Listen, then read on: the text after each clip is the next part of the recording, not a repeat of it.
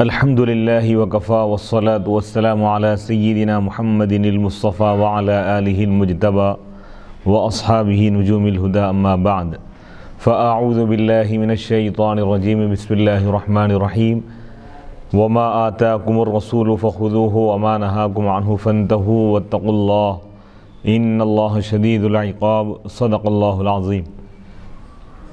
ناظرین کرام،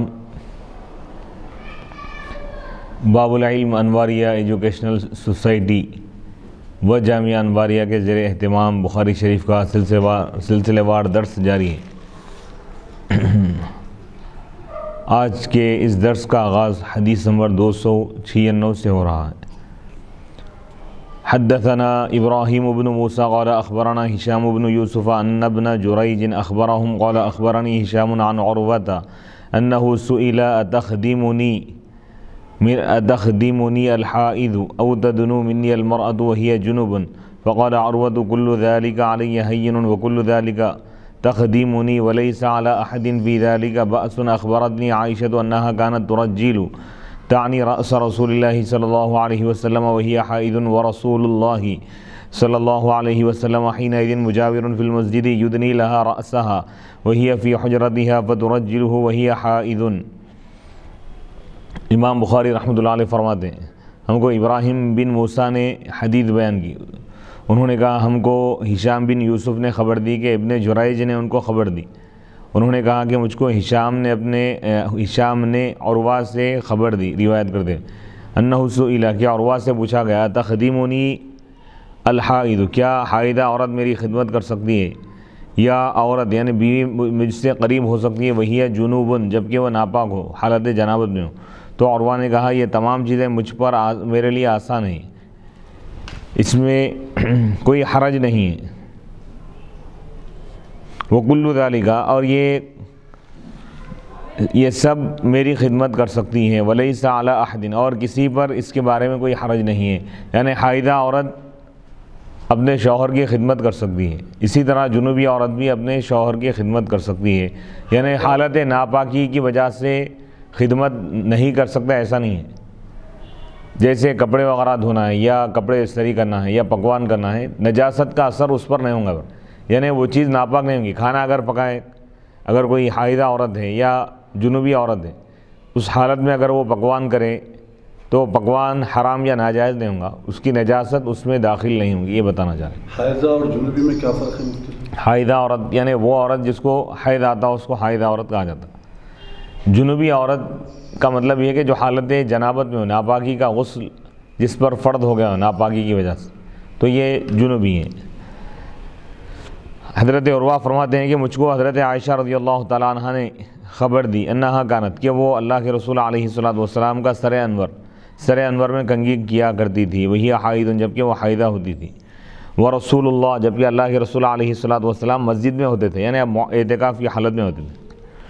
یدنی لہا رأسا، اللہ کے رسول علیہ السلام حضرت عائشہ کے لیے اپنے سر کو قریب کر دیتے تھے، یعنی مسجد اور حجرہ مبارکہ بالکل متصل تھے، تو حضور علیہ السلام مسجد میں رہتے ہوئے اپنا سر انور حجرے کی طرف کر دیتے ہیں۔ حضرت عائشہ حجرے میں رہ کر، حضور کے گھر میں رہ کر آپ کے سر میں کنگھی کیا کرتی تھی، وہی فی حجرتها، جبکہ وہ اپنے حجرے میں ہوتی تھی۔ فترجل، بس وہ حضور علیہ السلام کے سر انور میں کنگھی کرتی تھی، وہی حائض جبکہ وہ حائضہ ہوتی تھی۔ تو اس حدیث سے امام بخاری رحمۃ اللہ علیہ فرماتے ہیں کہ بتانا چاہتے ہیں کہ حائضہ عورت اپنے شوہر کی خدمت کر سکتی ہے۔ حائضہ عورت کو چھونے اور اس کو مس کرنے کا جواب، یعنی کوئی عورت حائضہ ہے تو شوہر اس کو اگر ہاتھ لگائے تو یہ ناپاک نہیں ہوگا، شوہر ناپاک نہیں ہوگا یا ممانعت نہیں ہے اس میں۔ علامہ ابو الحسن علی بن خلف ابن بطال مالکی فرماتے ہیں کہ امام ابن شیبہ نے منبوذ سے روایت کی ہے، یہ روایت یہ ہے کہ حضرت عبداللہ بن عباس رضی اللہ تعالیٰ عنہ حضرت میمونہ رضی اللہ تعالیٰ عنہ کے پاس گئے تو انہوں نے کہا کیا وجہ ہے کہ میں تمہارے بال بکھرے ہوئے دیکھ رہی ہوں؟ انہوں نے کہا میری کنگھی کرنے والی عمار حائضہ ہیں۔ حضرت میمونہ نے کہا اے بیٹے، حیض ہاتھ میں تو نہیں ہوتا، رسول اللہ صلی اللہ علیہ وسلم اپنا سر ہم میں سے کسی ایک کے حجرے میں رکھتے تھے اور وہ حائض ہوتی تھی۔ باب مذکور کی حدیث میں عروہ کا استدلال حضرت میمونہ رضی اللہ تعالیٰ عنہ کے استدلال کی طرح ہے، اور وہ حائض کی یعنی یہ گزرے ہوئے باب کی حدیث میں عروہ کا استدلال حضرت میمونہ کے استدلال کی طرح ہے رضی اللہ تعالیٰ عنہ، اور وہ حائضہ عورت کی طہارت میں اور اس سے جسمانی قرب میں حجت ہے، اور اس میں یہ دلیل ہے کہ قرآن مجید میں جو ہے یعنی حائضہ عورت کہ حیض کی وجہ سے اس کا پورا جسم یعنی ناپاک نہیں ہوں گا، یعنی شوہر اگر اس کو ہاتھ لگائے تو اس کی نجات یعنی ان بھی ناپاک ہو گیا، ایسا نہیں بولنا چاہیے۔ تو یہ حدیث لانے کا مقصد یہی ہے۔ قرآن مجید میں جو ہے وَلَا تُبَاشِرُوهُنَّ وَأَنْتُمْ عَاكِفُونَ فِي الْمَسَاجِدِ، یعنی تم عورتوں سے مباشرت مت کرو جبکہ تم اعتکاف کی حالت میں رہو، اعتکاف کی حالت، اور جب تم مسجدوں میں معتکف ہو تو عورتوں سے مباشرت مت کرو۔ اس آیت میں مباشرت سے مراد جماع ہے۔ اس آیت میں عورت کو چھونے اور اس کو مس کرنے کی ممانعت نہیں۔ اعتکاف کی حالت میں شوہر بیوی کو ہاتھ لگا سکتا ہے، جیسے وہ ہے، کیونکہ ابھی حدیث ہے حضور علیہ الصلوۃ والسلام اعتکاف میں ہوتے تھے اور آپ مسجد میں رہ کر اپنا سر حجرے کی طرف کرتے تھے، حجرہ اور مسجد متصل ہے بالکل، تو حضرت عائشہ رضی اللہ تعالیٰ عنہ کنگھی کیا کرتی تھی، تو یعنی مس کی ممانعت نہیں ہے، چھونے کی ممانعت نہیں ہے۔ کیا تم نہیں دیکھتے کہ نبی اکرم صلی اللہ علیہ وسلم اپنا سر حضرت عائشہ رضی اللہ تعالیٰ عنہ کے قریب کر دیتے تھے اور وہ آپ کے سر میں کنگھی کرتی تھی، حالانکہ وہ حائضہ ہوتی تھی۔ علامہ ابن بطال نے کہا ہے کہ اس حدیث سے امام شافعی کا رد ہوتا ہے کہ وہ کہتے ہیں کہ عورت کو چھونے سے مرد کا وضو ٹوٹ جاتا ہے۔ امام شافعی رحمۃ اللہ علیہ کے پاس موقف یہ ہے، ان کا مسلک یہ ہے، ان کے پاس مسئلہ یہ ہے کہ اگر کوئی آدمی کسی عورت کو اگر ہاتھ لگائے چھوئے تو اس کا وضو ٹوٹ جاتا ہے، احناف کے پاس وضو نہیں ٹوٹتا۔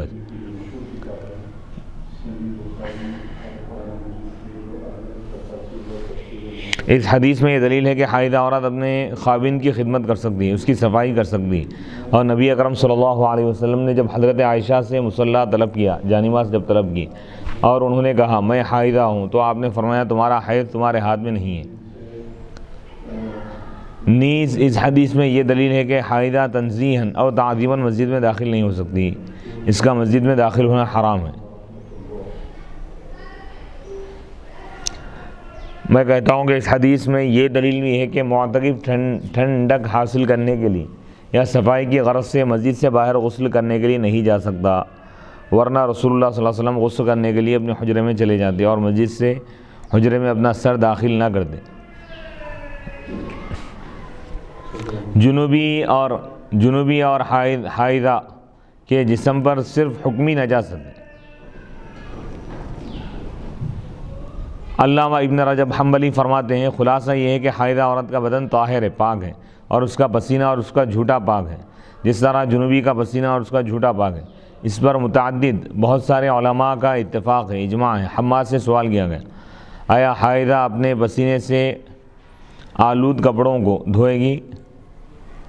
انہوں نے کہا یہ کام صرف مجوس کرتے ہیں، یعنی آگ کی پوجا کرنے والے، لیکن امام اعظم ابو حنیفہ رحمۃ اللہ علیہ اور ان کے اصحاب یہ کہتے ہیں کہ جنوبی اور حائضہ کے بدن پر نجاست حکمیہ ہوتی ہے جو غسل سے زائل ہو جاتی ہے۔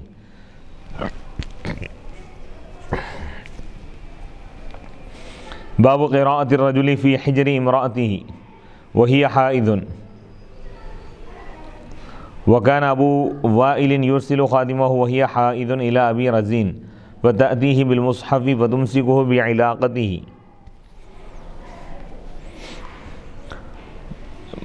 مرد کا اپنی حائضہ بیوی کی گود میں قرآن مجید پڑھنا، یعنی عورت حائضہ ہے اور اس کا شوہر اس کے گود میں سر رکھ کر قرآن پڑھ سکتا ہے؟ نہیں پڑھ سکتا، جائز نہیں، یہ بتانا چاہتا۔ باب سابق گزرے میں باب میں حائضہ عورت کا اپنے خاوند کا سر دھونے کا ذکر تھا، اس میں حائضہ کے جسم کے ساتھ مس کرنے کا ذکر تھا، اور اس باب میں حائضہ کی گود میں قرآن مجید پڑھنے کا ذکر ہے، اس میں بھی حائضہ کے جسم کے ساتھ مس کا ذکر ہے۔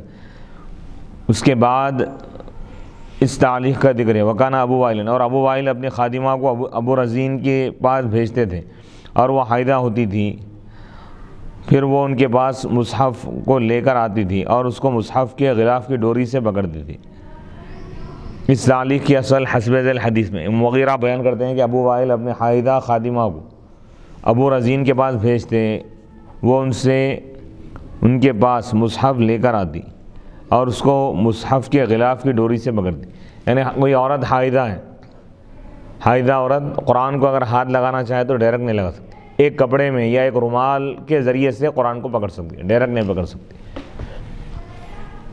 اس تعلیق سے معلوم ہوا کہ جنوبی اور حائض مصحف کو اس کے غلاف کی ڈوری سے پکڑ کر اٹھا سکتے ہیں. حضرت عبداللہ بن عمر بن خطاب، حضرت عطا، حسن بصری، مجاہد، طاووس، ابو وائل رزین، امام ابو حنیفہ، امام مالک، امام شافعی اور امام احمد نے اس کی اجازت دی ہے. حائضہ اور جنوبی کو قرآن مجید کے چھونے اور پڑھنے کی ممانعت. حائضہ اور جنوبی کے لیے، یعنی حائضہ عورت اور جنوبی قرآن مجید کو نہیں چھو سکتا، نہیں پڑھ سکتا، اجازت نہیں ہے اس کی. اسی طرح بے وضو کو بھی چھونے کی اجازت نہیں ہے. کوئی شخص بے وضو ہے، قرآن تو پڑھ سکتا ہے لیکن قرآن کو چھو نہیں سکتا. معمر عبداللہ بن ابی بکر سے وہ اپنے والد سے روایت کرتے ہیں کہ نبی اکرم صلی اللہ علیہ وسلم نے عمرو بن حزم کو جو مکتوب لکھا تھا، جو آپ خط لکھے تھے، اس میں مذکور تھا، ذکر تھا کہ بغیر طہر یعنی بغیر پاکی کے قرآن کو نہ چھوا جائے. مصنف عبدالرزاق، یعنی جو شخص حدث سے پاک ہو وہی قرآن کو چھو سکتا ہے، خواہ حدث اصغر ہو جیسے یعنی بے وضو، یا حدث اکبر ہو یعنی جنوبی، اور حائض اور نفسا، ان میں سے کوئی بھی قرآن مجید کو نہیں چھو سکتا. عطا نے کہا کوئی شخص بغیر وضو کے مصحف کو نہ چھوئے. نبی اکرم صلی اللہ علیہ وسلم نے فرمایا غیر طاہر قرآن کو نہ چھوئے. سنن نسائی، غیر طاہر یعنی ناپاک شخص قرآن کو نہ چھوئے. حضرت علی ابن ابی طالب رضی اللہ تعالیٰ عنہ بیان کرتے ہیں کہ جنابت کے سوا رسول اللہ صلی اللہ علیہ وسلم کو قرآن مجید کی تلاوت سے کوئی چیز مانع نہیں تھی. حضرت عبداللہ بن عمر رضی اللہ تعالیٰ عنہما فرماتے ہیں کہ نبی اکرم صلی اللہ علیہ وسلم نے فرمایا حائض اور جنوبی بالکل قرآن نہ پڑھیں. یعنی حضور علیہ الصلوۃ والسلام سوائے جنابت کے ہر حال میں آپ قرآن پڑھا کرتے تھے. اس سے معلوم یہ ہوا کہ بے وضو قرآن پڑھ سکتے ہیں زبانی، لیکن ہاتھ نہیں لگا سکتے، اور حالت جنابت میں نہ پڑھ سکتے ہیں نہ چھو سکتے ہیں.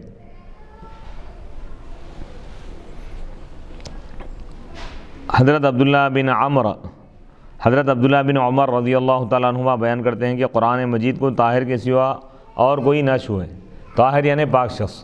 قرآن مجید میں سورہ واقعہ میں اللہ تعالیٰ فرمایا لا یمسہ الا المطہرون، قرآن کو نہیں چھوتے مگر وہی لوگ جو پاک ہوتے ہیں. ابو بکر بن محمد بن عمرو بن حزم اپنے والد سے، وہ اپنے دادا سے روایت کرتے ہیں کہ نبی اکرم صلی اللہ علیہ وسلم نے اہل یمن کی طرف مکتوب بھیجا، یعنی آپ نے ایک لیٹر بھیجا، خط. اس میں یہ لکھا ہوا تھا کہ قرآن مجید کو طاہر کے سوا اور کوئی نہ چھوئے. حکیم بن حزام بیان کرتے ہیں کہ نبی اکرم صلی اللہ علیہ وسلم نے ان سے فرمایا تم بغیر طہر کے یعنی بغیر پاکی کے قرآن کو نہ چھونا. بغیر وضو کے نہیں چھو سکتے، بغیر غسل کے بھی نہیں چھو سکتے. بغیر غسل کے یعنی ناپاکی کی حالت میں اگر کوئی حالت جنابت تو زبانی بھی وہ قرآن نہیں پڑھ سکتا. البتہ کوئی شخص باغسل ہے، غسل تو ہے اس کو، لیکن وضو نہیں ہے تو قرآن کو ہاتھ لگائے بغیر زبانی وہ قرآن پڑھ سکتا ہے. یہ مسئلے کو ذہن میں رکھیں. حائضہ عورت قرآن کو نہیں پڑھ سکتی جب تک کہ وہ اس کا حیض ختم نہ ہو جائے اور غسل نہ کر لے. قرآن کو وہ چھو بھی نہیں سکتی اور قرآن کو پڑھ بھی نہیں سکتی. اور اس میں مسئلے کو اگر قرآن کو اگر چھونے کی بات ہے یا قرآن اٹھا کے رکھنا ہے تو ایک کپڑے میں لپیٹ کر یا ایک رومال میں، پاک صاف رومال میں لپیٹ کر اس رومال کو پکڑ کر وہ قرآن کو اٹھا سکتی ہے، ڈائریکٹ نہیں. اس مسئلے کو ذہن میں رکھیے. اسی طرح کوئی شخص بے وضو ہے، قرآن کو اٹھا کر رکھنا ہے اگر، تو ایسی صورت میں وہ ایک دستی یا رومال میں قرآن کو لپیٹ کر اس کے ذریعے سے وہ یعنی دستی کو ہاتھ لگا کے وہ قرآن کو اٹھا کر رکھے. اسی طرح صرف قرآن کی بات نہیں، کسی پیپر پر اگر قرآن کی آیتیں لکھی ہوئی تو اس کو بھی بغیر وضو کے ہاتھ نہیں لگا سکتے. اس مسئلے کو ذہن میں رکھیے.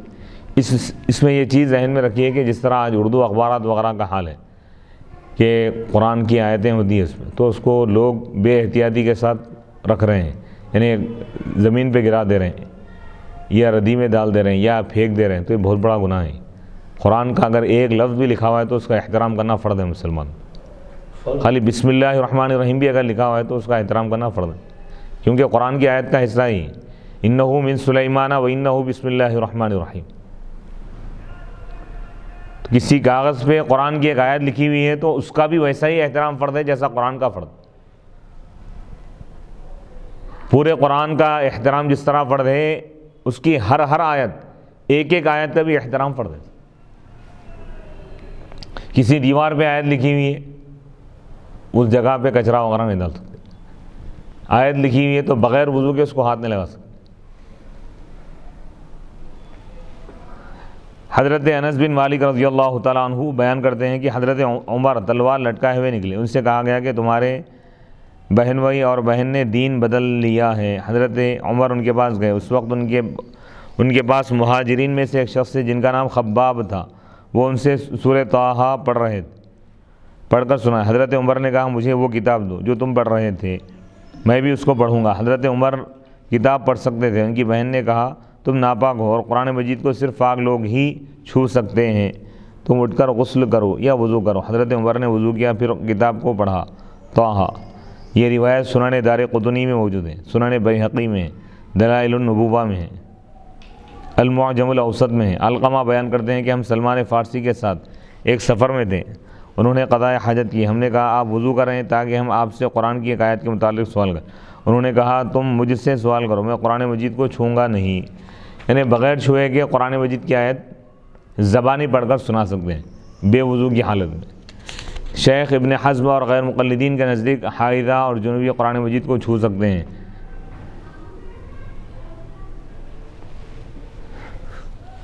یعنی شیخ ابن حزم یہ غیر مقلد ہیں، اور دیگر غیر مقلدین کے پاس کیا ہے، حائضہ عورت اور جنوبی قرآن کو چھو سکتے ہیں. لیکن یہ جمہور کے خلاف ہے. یہ جو مسئلہ ہے یہ گمراہی ہے ان کے پاس.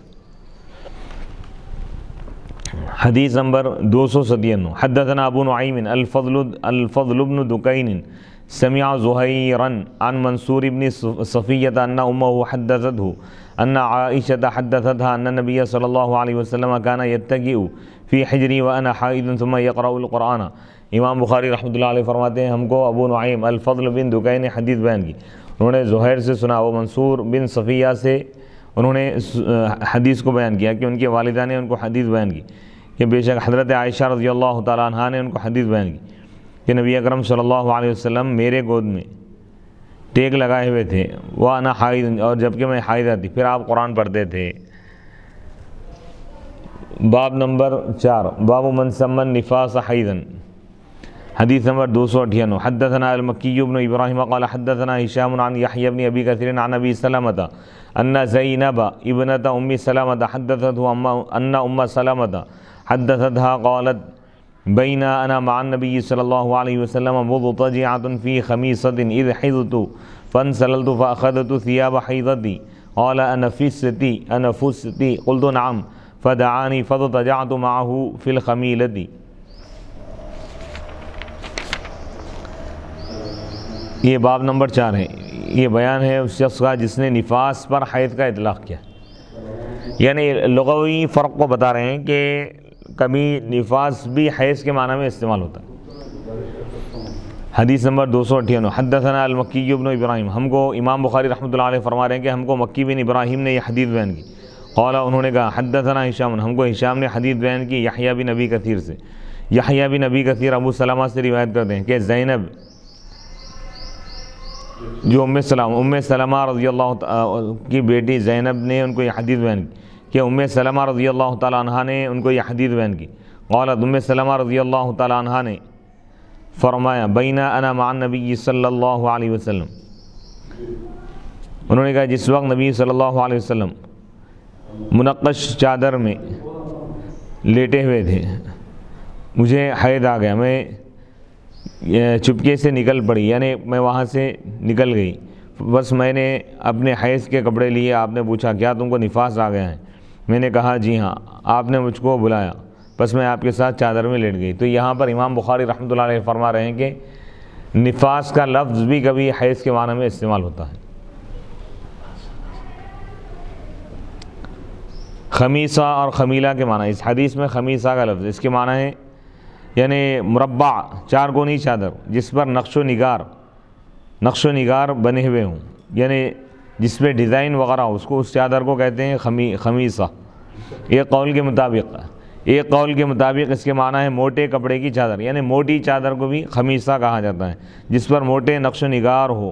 یہ ابن سیدہ کا قول ہے۔ صحیح میں ہے سیاہ رنگ کی چوکور چادر یعنی مربع چادر، خواہ اس پر نقش و نگار نہ ہو، اس کو خمیصہ کہا جاتا ہے۔ اس حدیث میں خمیرہ کا لفظ ہے، اس کے معنی ہے چادر۔ علامہ ابو الحسن علی بن خلف ابن بطال مالکی فرماتے ہیں، المحلب نے کہا اس حدیث کا عنوان ہے جس نے نفاس کا نام حید رکھا۔ بظاہر یوں ہونا چاہیے تھا کہ جس نے حید کا نام نفاس رکھا، کیونکہ حدیث میں رسول اللہ صلی اللہ علیہ وسلم نے حید پر نفاس کا اطلاق کیا، یعنی نفاس کا لفظ استعمال کیا لیکن مراد لیے حید۔ امام بخاری نے جب یہ دیکھا کہ حید اور نفاس کا حکم ایک ہے کہ دونوں میں نمازوں کو ترک کر دیا جاتا ہے، تو انہوں نے یہ سمجھا کہ ان میں سے ہر ایک کا دوسرے پر اطلاق جائز ہے۔ حیض پر نفاس کے اطلاق کی تو اس حدیث میں تصریح تھی، وضاحت دی۔ انہوں نے اس کے عنوان میں نفاس پر حیض کا اطلاق کا ذکر کر دیا۔ علامہ بدر الدین عینی رحمۃ اللہ علیہ فرماتے ہیں اس حدیث سے معلوم ہوا کہ حائضہ اپنے خاوند کے ساتھ حیض کے کپڑے پہن کر ایک بستر میں شوہر کے ساتھ رہ سکتی ہے۔ اس سے یہ بھی معلوم ہوا کہ مستحب یہ ہے کہ حائضہ اپنے عام کپڑوں کے علاوہ حیض کے کپڑے الگ تیار رکھے۔ اگر یہ اعتراض کیا جائے کہ قرآن مجید میں فَاعْتَزِلُوا النِّسَاءَ فِي الْمَحِيضِ ایام حیض کی مدت میں عورتوں سے علیحدگی اختیار کرو، تو پھر ایک بستر پر بیوی کے ساتھ سونے سے اس حکم کی حکم کی مخالفت نہیں ہوتی؟ تو اس کا جواب یہ ہے کہ اس آیت کے معنی یہ ہے کہ ایام حیض میں اپنی بیویوں سے مباشرت نہ کرو۔ اور آپ نے جو حیض کو نفاس سے تعبیر فرمایا اس میں یہ تنبیہ ہے کہ نماز اور روزے کے جائز نہ ہونے اور مسجد میں دخول اور یعنی مسجد میں داخلہ، طواف کعبہ، قرآن مجید کی تلاوت اور مصحف کو چھونے کی ممانعت میں حیض اور نفاس کا حکم ایک ہے۔ یعنی حیض کی حالت میں روزہ نہیں رکھ سکتے، حیض کی حالت میں نماز نہیں پڑھ سکتے، حیض کی حالت میں مسجد میں داخل نہیں ہو سکتے، کعبے کا طواف نہیں کر سکتے، قرآن کی تلاوت نہیں، قرآن کو نہیں چھو سکتے۔ اسی طرح نفاس کا بھی یہی حکم ہے۔ محلب نے کہا ہے چونکہ امام بخاری کو نفاس کے متعلق الگ حدیث نہیں ملی، اس لیے انہوں نے اس حدیث کا عنوان قائم کیا جس نے نفاس کو حیض کہا۔ نفاس والی عورتوں کے احکام۔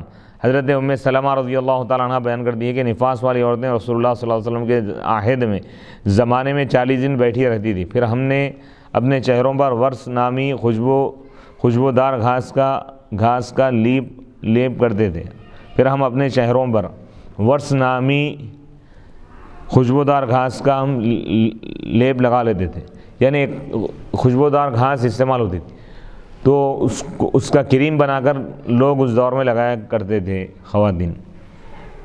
اہل علم، صحابہ، تابعین اور بعد کے فقہا کا اس پر اتفاق ہے کہ نفاس والی عورت 40 دن تک نماز نہیں پڑھے گی، سوائے اس کے کہ وہ اس سے پہلے طہور کو دیکھ لے۔ اس سے پہلے اگر وہ پاک ہو گئی، 40 دن سے پہلے اگر پاک ہو گئی تو جب پاک ہوئی اس وقت سے اس پر نماز پڑھ دو، پھر بے شک وہ غسل کرے گی اور نماز پڑھے گی۔ اگر اس نے 40 دن کے بعد بھی خون دیکھا تو اکثر فقہا کے نزدیک اب وہ نماز ترک نہیں کرے گی، نماز نہیں چھوڑے گی۔ حسن بصری سے روایت ہے کہ وہ 50 دن تک نماز ترک کرے، اور عطا سے روایت ہے وہ 60 دن تک نماز ترک کرے۔ لیکن اکثر محدثین، اکثر علماء اور فقہا کا قول یہ ہے کہ پاک ہونے تک نماز نہیں پڑھے گی،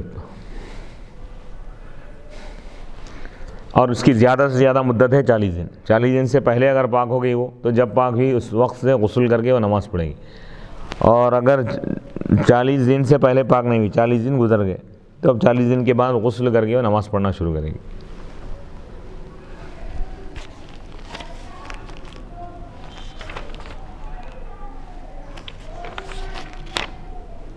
باب نمبر 5، باب مباشرت الحائض۔ حدیث نمبر 299۔ حدثنا قبیصۃ قال حدثنا سفیان عن منصور عن ابراہیم عن الاسود عن عائشہ قالت كنت اغتسل انا والنبي صلی اللہ علیہ وسلم من اناء واحد كلانا جنوب۔ حدیث نمبر 300۔ وكان يأمرني فأتذر فيباشرني وانا حائض۔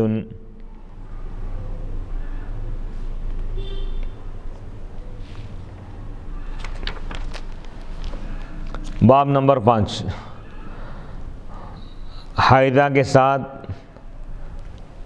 رہنے کا یا آرام کرنے کا بیان۔ مباشرت سے مراد یہ اصطلاحی مباشرت مراد نہیں ہے، یعنی حائضہ عورت کے ساتھ مباشرت کرنا، یعنی اس کے جسم کو اپنے جسم کے ساتھ لپٹا لینا، یعنی کسی شخص یعنی کوئی شادی شدہ شخص ہے اور اس کی بیوی حائضہ ہے تو وہ اس کے ساتھ لپٹا کر آرام کر سکتا ہے، نہیں سو سکتا ہے، لیکن مباشرت کرنے کی اجازت نہیں ہے، مباشرت کرنا حرام۔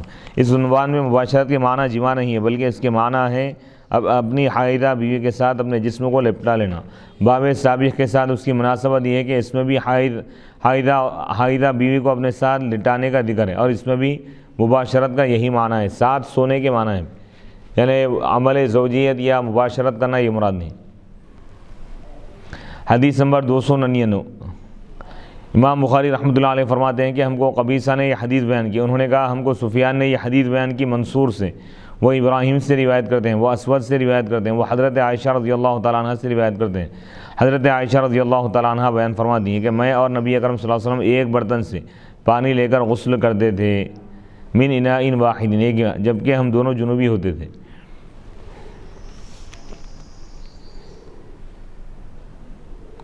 حدیث نمبر 300، وکانہ یأمرنی، امام بخاری رحمۃ اللہ علیہ فرماتے ہیں حضرت عائشہ رضی اللہ تعالیٰ عنہ فرماتی ہیں کہ اللہ کے رسول علیہ الصلوۃ والسلام مجھے حکم دیتے تھے، میں تہبند باندھ لیتی تھی، فیباشرنی وانا حائض، بس آپ مجھے اپنے ساتھ یعنی آپ لپٹا لیتے اور میں حائضہ ہوتی تھی، یعنی حائضہ عورت کے ساتھ سو سکتے ہیں، جائز ہے، شوہر کے لیے جائز ہے کہ وہ اپنے حائضہ عورت کے ساتھ آرام کر سکتا ہے، لیکن مباشرت نہیں کر سکتا۔ یہ مسئلہ بتانا چاہتے ہیں۔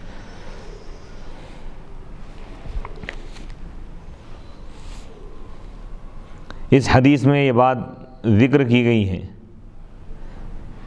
حضرت عائشہ رضی اللہ تعالیٰ عنہ نے فرمایا کہ آپ علیہ الصلوۃ والسلام مجھے تہبند باندھنے کا حکم دیتے۔ اس جملے میں یہ دلیل ہے کہ یہاں مباشرت کے معنی جماع نہیں ہے، بلکہ یہاں مباشرت کے معنی لمس ہے، چھونے کے معنی ہے، یعنی مرد کا اپنی بیوی کے ساتھ رہنا یا مس کرنا مراد ہے، لیکن مباشرت مراد نہیں۔ حائضہ کے ساتھ مباشرت کی کئی اقسام، پہلی قسم یہ بتا رہے ہیں کہ حائضہ عورت کے ساتھ مباشرت کرنا یہ حرام ہے، ناجائز ہے، یہ قسم تو بالکل حرام اور ناجائز۔ البتہ دوسری قسم بتا رہے ہیں کہ حائضہ عورت کے ساتھ اس کے جسم سے اپنے جسم کو لپٹا کر سو جانا مباشرت کیے بغیر، تو یہ جائز ہے شریعت، یہ دوسری قسم بتا رہے ہیں۔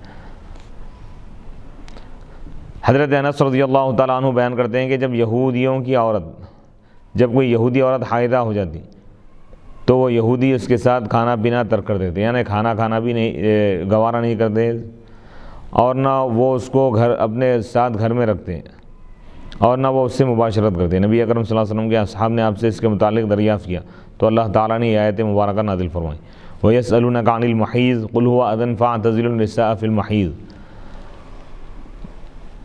یعنی اے رسول لوگ آپ سے حیض کے متعلق دریافت کرتے ہیں، حیض کے حکم کے بارے میں، آپ فرما دیجئے وہ نجاست ہے، حیض نجاست ہے، گندگی، بس تم حیض کے دنوں میں عورتوں سے علیحدگی اختیار کرو، الگ رہو، یعنی ان سے مباشرت نہ کرو۔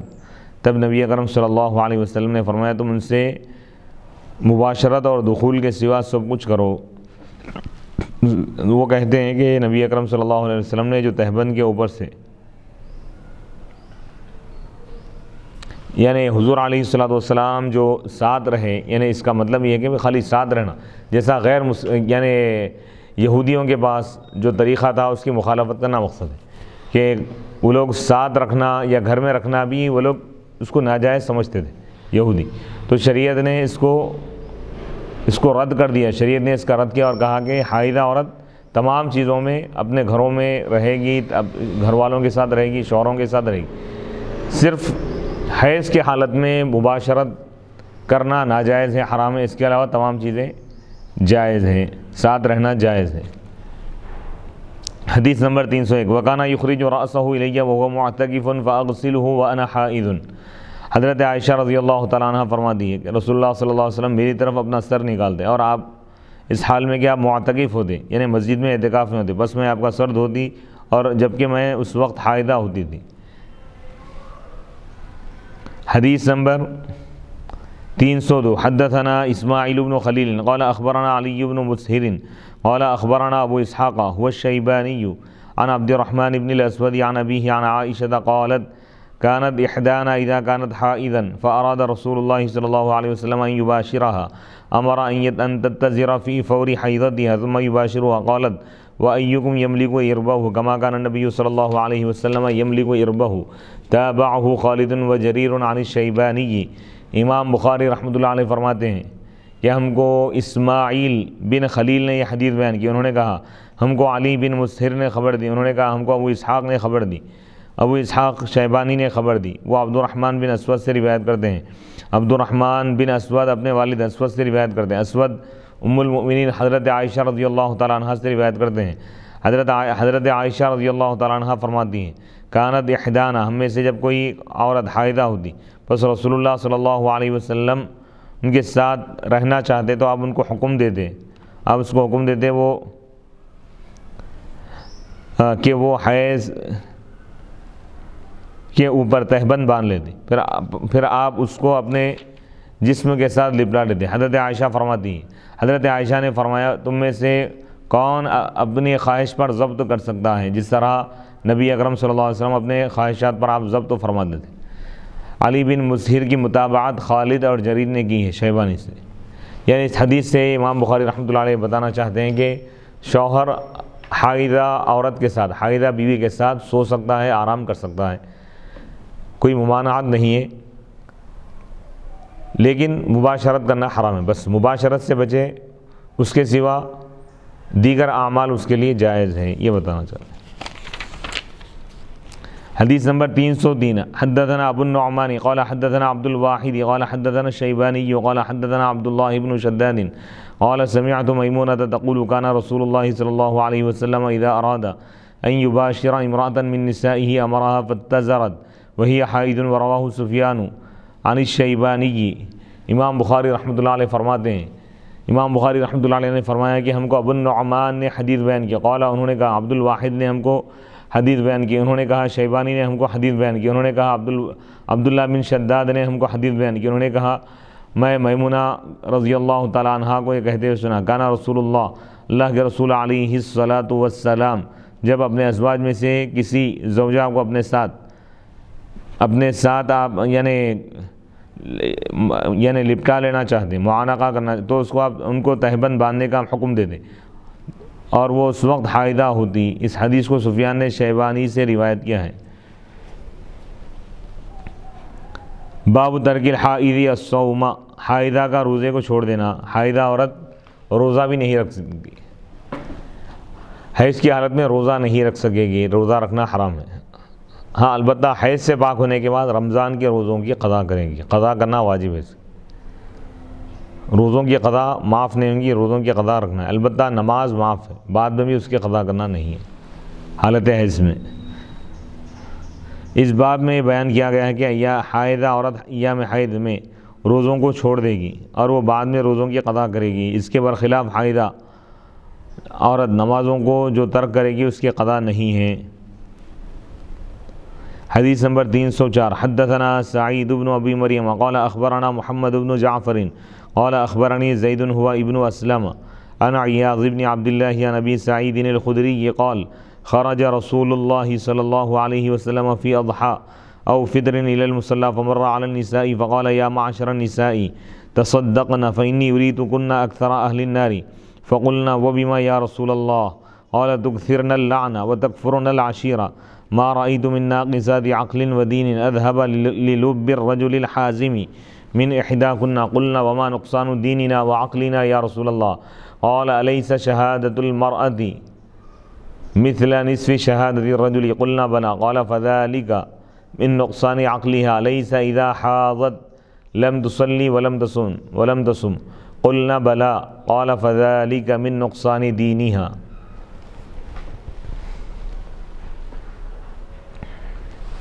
امام بخاری رحمۃ اللہ علیہ فرماتے ہیں کہ ہم کو سعید بن ابی مریم نے یہ حدیث بیان کی، قال انہوں نے کہا اخبرنا محمد بن جعفر، محمد بن جعفر نے ہم کو خبر دی، قال انہوں نے کہا اخبرنی زید بن اسلم نے مجھے خبر دی، وہ عیاض بن عبداللہ سے روایت کرتے ہیں، وہ حضرت ابو سعید خدری رضی اللہ تعالیٰ عنہ سے روایت کرتے ہیں کہ رسول اللہ صلی اللہ علیہ وسلم عید الاضحیٰ یا عید الفطر میں عیدگاہ کی طرف آپ تشریف لے گئے، بس آپ کا گزر عورتوں کے پاس سے ہوا تو آپ نے فرمایا اے عورتوں کی جماعت، تم صدقہ کیا کرو کثرت سے، کیونکہ مجھے دکھایا گیا ہے کہ تم میں سے اکثر اہل جہنم میں ہو، دوزخ میں ہو۔ انہوں نے کہا کہ یا رسول اللہ وہ کس وجہ سے؟ آپ نے فرمایا تم لعنت بہت کرتی ہو اور خاوند کی یعنی شوہر کی ناشکری بہت کرتی ہو۔ میں نے کوئی ناقص عقل اور ناقص دین اور عقل کے اعتبار سے کم ایسی نہیں دیکھا جو کسی محتاط مرد کی عقل کو زائل کرنے والی ہو۔ انہوں نے کہا یا رسول اللہ ہمارے دین اور ہمارے عقل کا نقصان کیا ہے؟ آپ نے فرمایا کیا ایسا نہیں ہے کہ عورت کی گواہی مرد کی گواہی آدھی گواہی کے برابر ہے؟ انہوں نے کہا کیوں نہیں؟ آپ نے فرمایا یہ عورتوں کی عقل کا نقصان ہے، عقل کی کمی ہے، یہ عقل کی خرابی ہے۔ کیا ایسا نہیں ہے کہ عورت کو جب حیض آتا ہے تو وہ نماز نہیں پڑھتی نہ روزہ رکھتی ہے؟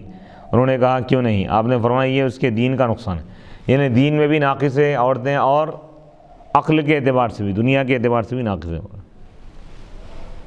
پھر اس میں یہ بات بتائی گئی کہ جہنم میں کیوں جائیں گی عورتیں؟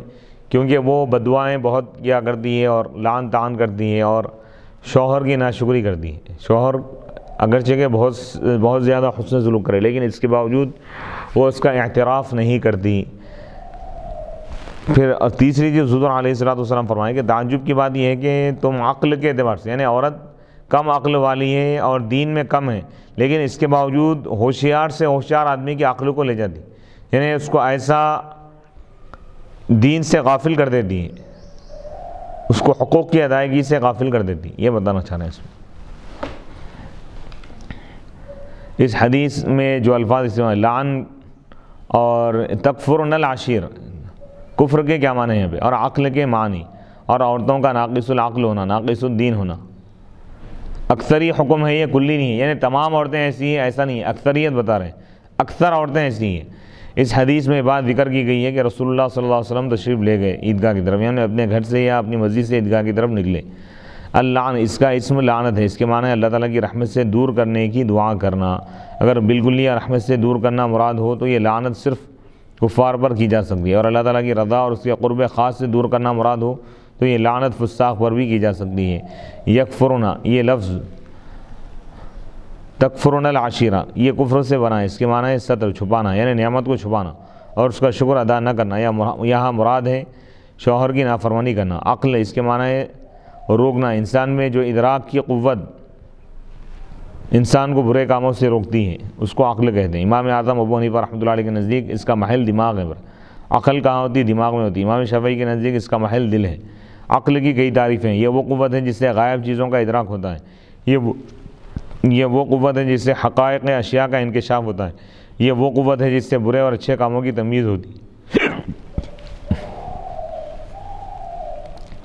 نبی اکرم صلی اللہ علیہ وسلم نے فرمایا کیا ایسا نہیں ہے کہ عورت کی گواہی مرد کی گواہی کے نصف کی مثل ہوتی ہے، یعنی آدھی گواہی کے برابر ہوتی ہے۔ اس میں اس آیت کی طرف اشارہ ہے فَإِن لَمْ يَكُونَا رَجُلَيْنِ فَرَجُلٌ وَامْرَأَتَانِ مِمَّنْ تَرْضَوْنَ مِنَ الشُّهَدَاءِ، بس اگر دو مرد نہ ہو تو ایک مرد اور دو عورتیں گواہ بنیں، یعنی اگر کسی جگہ دو گواہوں کی ضرورت ہے تو دو مرد گواہ بنیں گے، دو مرد نہیں ہے، ایک مرد اگر ہے تو ایک مرد ایک گواہ بن رہا ہے۔ اب وہاں پر خواتین ہیں تو دو عورتیں مل کر ایک گواہ بنیں گی، تو معلوم یہ ہوا کہ ایک عورت آدھی گواہ ہے، گواہی میں یہ آدھی ہے، آدمی اکیلا ایک گواہ بن سکتا ہے۔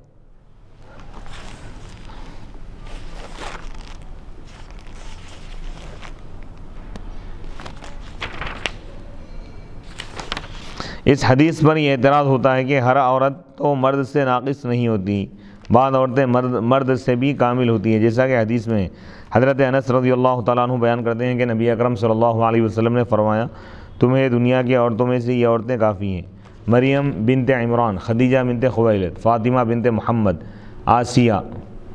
اس کا جواب یہ ہے کہ جب کل پر کسی چیز کا حکم لگایا جائے تو وہ اس کو مستلزم نہیں ہوتا کہ اس کل کے ہر فرد پر وہ حکم لگایا جائے۔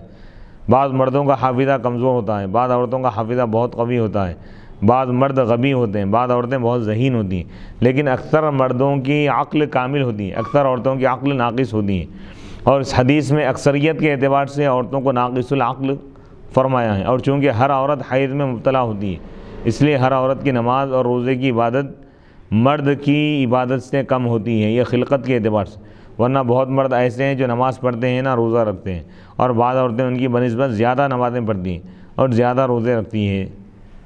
تو عورتوں کا دین میں ناقص ہونا یہ بھی اکثری حکم ہے، کلی حکم نہیں ہے، اور شرع اور عرف میں اکثر افراد پر کل کا حکم لگا دیا جاتا ہے۔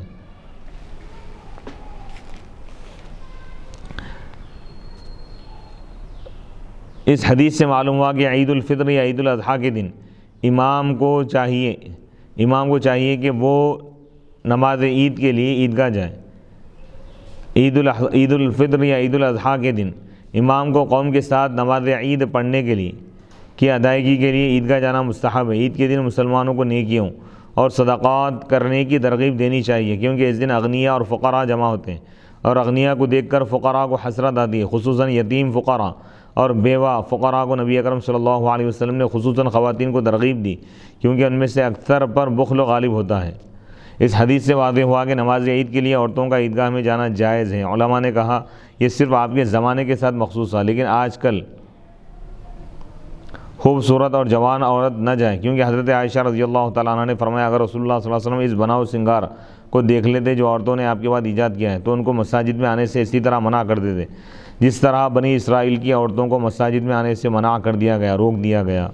علامہ عینی فرماتے ہیں حضرت عائشہ کا یہ کلام رسول اللہ صلی اللہ علیہ وسلم کی وفات کے تھوڑے عرصے کے بعد کا ہے، لیکن آج کل جو عورتیں اپنے حسن کی نمائش کرتی ہیں نعوذ باللہ من ذلک، تو انہیں عید یا غیر عید میں گھر سے نکلنے کی بالکل اجازت نہیں دینی چاہیے۔ امام اعظم ابو حنیفہ رحمۃ اللہ علیہ نے ایک بار اجازت دی اور دوسری بار منع کر دیا۔ بعض فقہا نے نوجوان عورتوں کو منع کیا ہے اور بوڑھی عورتوں کو اجازت دی ہے۔ امام مالک اور امام ابو یوسف کا یہی مذہب ہے۔ علامہ ابو بکر بن مسعود کاسانی نے کہا ہے اس پر اجماع ہے کہ جوان عورت کو عیدین، نماز جمعہ بلکہ کسی بھی نماز کے لیے گھر سے نکلنے کی اجازت نہیں دی جائے گی، کیونکہ اللہ تعالیٰ نے عورتوں سے فرمایا ہے وقرن فی بیوتکن، اور تم اپنے گھروں میں رہو۔ ان کا گھر سے نکلنا فتنے کا سبب ہے، اور بوڑھی عورتوں کو نماز عیدین کے لیے گھر سے نکلنے کی اجازت دی جائے گی۔ علامہ نووی نے شرح المہذب میں کہا ہے کہ جوان عورت اور جس پر شہوت کا غلبہ اس کا گھر سے نکلنا مکروہ ہے، اور جن احادیث میں عورتوں کو نماز عید وغیرہ میں نکلنے کی اجازت دی گئی وہ آپ کے زمانے کے ساتھ مخصوص ہے۔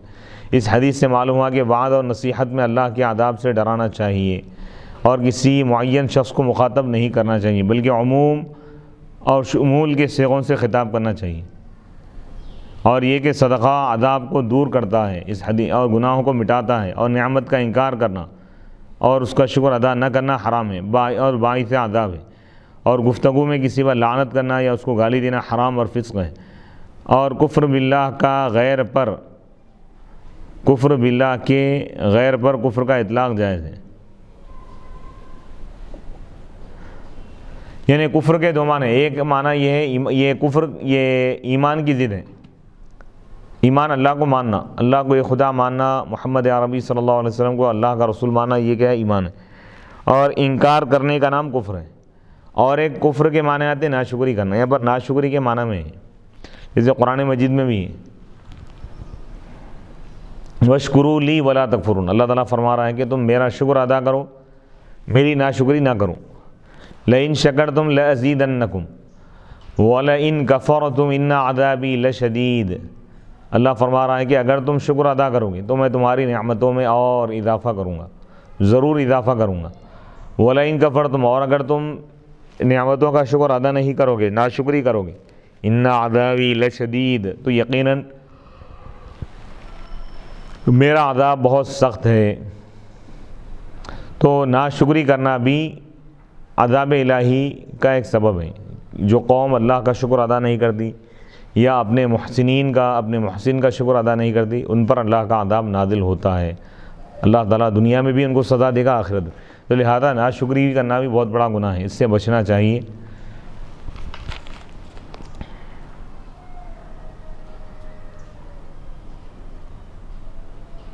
اس حدیث میں یہ وضاحت ہے یہ بات بتائی گئی ہے کہ حائضہ عورت کا نماز پڑھنا اور روزے رکھنا منع ہے، جائز نہیں ہے، نماز اس سے ساقط ہو جائے گی اور روزوں کی وہ قضا کرے گی۔ اور اس میں یہ وضاحت ہے کہ عورت کی گواہی مرد کی آدھی گواہی کے برابر ہے۔ اس حدیث میں نیک کاموں کے لیے چندہ کرنے کی اصل، صدقہ کرنے کی، اور اس حدیث میں نبی اکرم صلی اللہ علیہ وسلم کی خلوق عظیم اور آپ کی رحمت اور شفقت کا بیان ہے، اور آپ پر یعنی حضور علیہ الصلوۃ والسلام وعد و نصیحت فرما کے آخرت کے احوال سے اپنے باخبر فرمایا، جہنم کے عذاب سے باخبر کیا، اور جہنم کے عذاب سے بچنے کے لیے آپ نے نیک اعمال کرنے کا اپنے حکم فرمایا اور صدقات کثرت سے کرنے کا حکم دیا۔ باب نمبر 7، باب تقضی الحائض والمناسک كلها الا الطواف بالبيت، وقال ابراہیم لا بأس ان تقرأ الآیہ، ولم ير ابن عباس بالقراءة للجنب بأسا، وكان النبي صلی اللہ علیہ وسلم يذكر الله على كل احیانه۔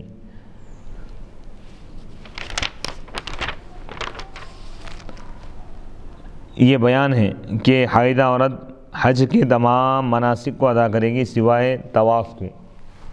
طواف نہیں کرے، اگر کسی عورت کو اگر حیض آ جائے حج کے دوران تو وہ اپنے تمام مناسک کو ادا کرے گی حج کی، جیسے عرفہ میں قیام ہے، وقوف عرفہ ہے، 9 تاریخ کے دن 9 ذی الحج کے دن عرفہ کے میدان میں جو ٹھہرنا ہے وہاں پر وقوف بھی کرے گی، وہ مزدلفہ میں رہے گی، کنگریاں مارے گی، مینا میں قربانی دے گی، لیکن کعبۃ اللہ کا طواف نہیں کرے گی، پاک ہونے کے بعد طواف کرے گی۔ اس باب میں یہ بیان کیا گیا ہے کہ اگر کسی عورت کو احرام باندھنے کے بعد حیض آ جائے تو وہ حج بیت اللہ کے سوا یعنی طواف بیت اللہ کے سوا باقی تمام مناسک حج ادا کرے گی۔ مناسک منسک کی جمع ہے، اس کے معنی ہے حج کی عبادت کی جگہیں، اور منسک مذبح یعنی قربانی کی جگہ کو بھی کہتے ہیں، اس کا مادہ نسک ہے، اس کے معنی ہے اللہ تعالیٰ کی اطاعت اور عبادت اور ہر وہ فعل جس سے اللہ تعالیٰ کا قرب حاصل کیا جائے۔ ان دونوں بابوں میں مناسبت یہ ہے کہ پہلے باب میں حالت حیض میں روزے کو ترک کرنے کا ذکر ہے اور وہ فرض ہیں، اور اس باب میں حالت حیض میں بیت اللہ کے طواف کو ترک کرنے کا ذکر ہے اور وہ بھی فرض ہے۔ جنوبی اور حائضہ کے قرآن پڑھنے کے جواز پر امام بخاری کے دلائل اور مصنف کے جواب۔ اب امام بخاری رحمۃ اللہ علیہ فرماتے ہیں کہ وقال ابراہیم نخعی نے کہا حائضہ کے لیے ایک آیت پڑھنے میں کوئی حرج نہیں۔ اس اثر کی اور اس کے بعد کے آثار کی باب کے عنوان سے مناسبت یہ ہے کہ حیض ہر عبادت کے منافی نہیں ہے، بلکہ حالت حیض میں تسبیح تحلیل یعنی سبحان اللہ کہنا، الحمدللہ کہنا، لا الہ الا اللہ پڑھنا جائز ہے۔ اسی طرح ایک جماعت کے نزدیک ایک آیت سے کم پڑھنا جائز ہے، اور ابراہیم نخعی کے پاس ایک آیت پڑھنا جائز ہے۔ اسی طرح طواف کے سوا باقی تمام مناسک بھی ادا کرنے جائز ہے۔ جنوبی کا بھی یہی حکم ہے۔ اس تعلیق کی اصل یہ اثر ہے، یہ حدیث ہے۔ حماد ابراہیم سے روایت کرتے ہیں، انہوں نے کہا کہ 4 شخص قرآن نہ پڑھے، جو بیت الخلاء میں ہو، جو حمام میں ہو، جو جنوبی ہو، جو عورت حیض والی ہو، سوائے ایک آیت کے اور اس کے مثل کے، خصوصاً جنوبی اور حیض کے لیے۔ ابراہیم نخعی سے دوسری روایت یہ ہے کہ جنوبی اور حائضہ ایک آیت سے بھی کم پڑھے۔ چنانچہ ابو خالد الاحمر حجاج سے، وہ عطا سے، وہ حماد سے، وہ ابراہیم سے اور سعید بن جبیر سے وہ روایت کرتے ہیں۔ کیا روایت کرتے ہیں کہ حائضہ اور جنوبی کے بارے میں یہ روایت کی ہے کہ وہ آیت کی ابتدا کریں اور اس کو آخر تک نہ پڑھیں۔ مغیرہ نے ابراہیم سے روایت کیا ہے کہ حیض والی عورت ایک آیت سے کم پڑھیں، پوری آیت نہ پڑھیں۔ امام بخاری نے جو ابراہیم نخعی سے یہ نقل کیا ہے کہ حائضہ عورت ایک آیت پڑھ سکتی ہے، اس کی بنسبت ابراہیم نخعی کی مذکور الصدر 2 روایتیں زیادہ قرین قیاس ہیں، جن میں انہوں نے جنوبی اور حائضہ کو ایک مکمل آیت کی بھی اجازت نہیں دی، اور اس کی دلیل یہ حدیث ہے۔ حضرت عبداللہ بن عمر رضی اللہ تعالیٰ عنہما بیان کرتے ہیں کہ رسول اللہ صلی اللہ علیہ وسلم نے فرمایا حائضہ اور جنوبی بالکل قرآن نہ پڑھیں۔ یعنی صحیح اور معتبر بات تو یہی ہے کہ حائضہ عورت اور جنوبی ایک آیت، آدھی آیت کا ایک لفظ بھی نہیں پڑھ سکتے، جائز نہیں ہے ان کے لیے پڑھنا جب تک کہ وہ پاک نہ ہو جائے۔ اس کے بعد امام بخاری رحمۃ اللہ علیہ نے دوسری تعلیق ذکر کی ہے، وَلَمْ يَرَ ابْنُ عَبَّاسٍ بِالْقِرَاءَةِ لِلْجُنُوبِ بَأْسًا، اور حضرت عبداللہ بن عباس رضی اللہ تعالیٰ عنہ نے جنوبی کے لیے قرآن مجید پڑھنے میں کوئی حرج نہیں سمجھتے تھے۔ اس تعلیق کی اصل یہ حدیث ہے۔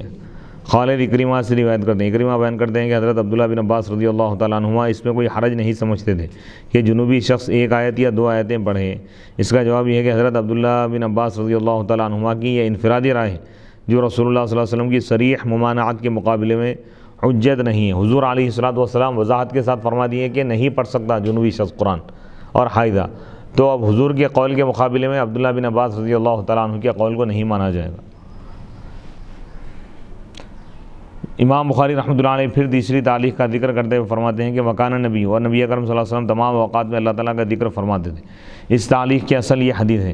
حضرت عائشہ رضی اللہ تعالیٰ عنہ بیان فرماتی ہیں کہ نبی اکرم صلی اللہ علیہ وسلم ہر وقت اللہ عز و جل کا ذکر کرتے تھے۔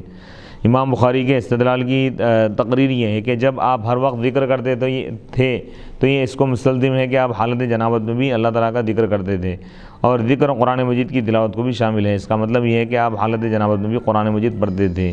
امام بخاری کا یہ استدلال اس لیے صحیح نہیں ہے کہ حضرت علی رضی اللہ تعالیٰ عنہ بیان کرتے ہیں کہ رسول اللہ صلی اللہ علیہ وسلم ہمیں ہر حال میں قرآن مجید پڑھاتے تھے سوائے جنابت کے حال کے، اور یہ ہر حال میں ذکر کے خلاف نہیں ہے، کیونکہ جنابت کی حالت میں آپ قرآن مجید کی تلاوت کے علاوہ اور کوئی ذکر کرتے تھے، مثلا تسبیح، یعنی قرآن مجید نہیں پڑھتے تھے، آپ ذکر کرتے تھے، ذکر کر سکتے جیسے لا الہ الا اللہ یا سبحان اللہ، یہ پڑھ سکتے مثلا تسبیح، تحلیل وغیرہ، اور یہ ذکر بھی آپ دل سے کرتے تھے، زبان سے نہیں کرتے تھے۔ حدیث میں آپ نے بے وضو ہونے کی حالت میں ایک صحابی کو سلام کا جواب بھی نہیں دیا، کیونکہ سلام کا لفظ اللہ تعالیٰ کا اسم ہے، لفظ سلام اللہ کا نام ہے۔ المہاجر بن قنفذ رضی اللہ تعالیٰ عنہ بیان کرتے ہیں کہ انہوں نے رسول اللہ صلی اللہ علیہ وسلم کو اس وقت سلام کیا جب آپ وضو کر رہے تھے، آپ نے ان کو جواب نہیں دیا۔ جب آپ وضو سے فارغ ہو گئے تو آپ نے فرمایا مجھے تمہارے سلام کا جواب دینے سے اس کے سوا اور کوئی چیز مانع نہیں تھی کہ میں نے بغیر طہارت کے اللہ تعالیٰ کے ذکر کو ناپسند کیا۔ حضرت عبداللہ بن عمر رضی اللہ تعالیٰ عنہما بیان فرماتے ہیں کہ نبی اکرم صلی اللہ علیہ وسلم قضاء حاجت سے فارغ ہو رہے تھے، اس وقت ایک شخص آپ کے پاس سے گزرا، اس نے آپ کو سلام کیا، آپ نے اس کے سلام کا جواب نہیں دیا، پھر نبی اکرم صلی اللہ علیہ وسلم تیمم کر کے اس شخص کے سلام کا جواب دیے۔ غور کیجئے، جب نبی صلی اللہ علیہ وسلم بے وضو ہونے کی حالت میں زبان سے اللہ کا ذکر مکروہ سمجھتے تھے، تو آپ جنابت کی حالت میں زبان سے اللہ کا ذکر کیسے کریں گے؟ پھر جنابت کی حالت میں قرآن مجید کی تلاوت کرنا تو آپ کی شان سے اور بھی زیادہ بعید ہے، اس لیے ماننا پڑے گا کہ جنابت کی حالت میں آپ دل سے اللہ تعالیٰ کا ذکر کرتے تھے، بلکہ ہم کہتے ہیں کہ جنابت کی حالت میں زبان سے اللہ تعالیٰ کا ذکر نہ کرنا بھی اللہ تعالیٰ کا ذکر ہے، کیونکہ اس میں اللہ تعالیٰ کی زیادہ تعظیم اور تقدیس ہے کہ یہ حال زبان سے اس کے ذکر کرنے سے، یہ حال زبان سے اس کے ذکر کرنے کے لائق نہیں ہے۔ ان تمام احادیث سے واضح ہو گیا تفصیل سے کہ آپ علیہ الصلوۃ والسلام ہر وقت اللہ کا ذکر کرتے تھے۔ اس سے امام بخاری کا یہ استدلال کرنا کہ آپ حالت جنابت میں تلاوت قرآن کرتے تھے نہ صرف یہ کہ بہت بعید ہے، بلکہ اللہ تعالیٰ کی تعظیم اور تقدیس کے خلاف ہے، اور بلکہ نبی پاک علیہ الصلوۃ والسلام کی سیرت اور آپ کے مزاج عالی شان کے خلاف ہے۔ حضور علیہ الصلوۃ والسلام باوضو ذکر فرماتے تھے۔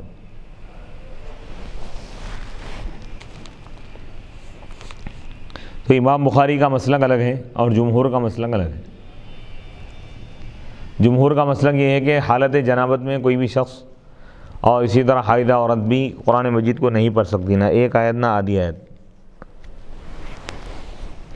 وقالت ام عطیہ كنا نؤمر ان يخرج الحیض ويكبرن بتکبیرہم ويدعون۔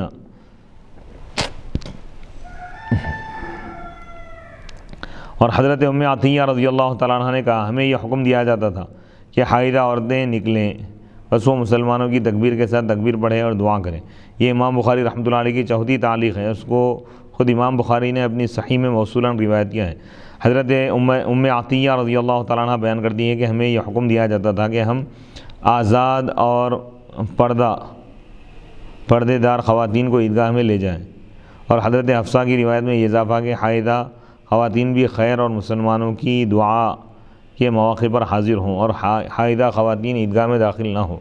حضرت حفصہ نے حیرت سے کہا حائضہ خواتین بھی؟ تو ایک عورت نے کہا کیا وہ میدان عرفات میں اور فلاں مقام پر نہیں جاتی؟ امام بخاری کے استدلال کی نوعیت یہ ہے کہ جب حائضہ عورت عیدگاہ سے باہر اور میدان عرفات میں دعا کر سکتی ہے اور دعا میں قرآن کی آیت بھی ہوتی ہے تو پھر وہ قرآن مجید کی تلاوت بھی کر سکتی ہے۔ امام بخاری کا استدلال بھی صحیح نہیں ہے۔ دعا میں قرآن مجید کی آیت پڑھنا اور چیز ہے اور قصداً قرآن مجید کی تلاوت کرنا اور بات، خصوصاً جبکہ نبی اکرم صلی اللہ علیہ وسلم نے فرمایا حائضہ اور جنوبی قرآن بالکل نہ پڑھیں۔ وقال ابن عباس اخبرن، یعنی دعا کرنا جائز ہے، حائضہ عورت دعا کر سکتی ہے لیکن قرآن نہیں پڑھ سکتی۔ وقال ابن عباس اخبرنی ابو سفیان ان ہرقل اخبرنی ابو سفیان ان ہرقل دعا بکتاب نبی صلی اللہ علیہ وسلم فقرأ فإذا فيه بسم اللہ الرحمن الرحیم یا اہل الکتاب تعالوا الی کلمۃ الآیہ۔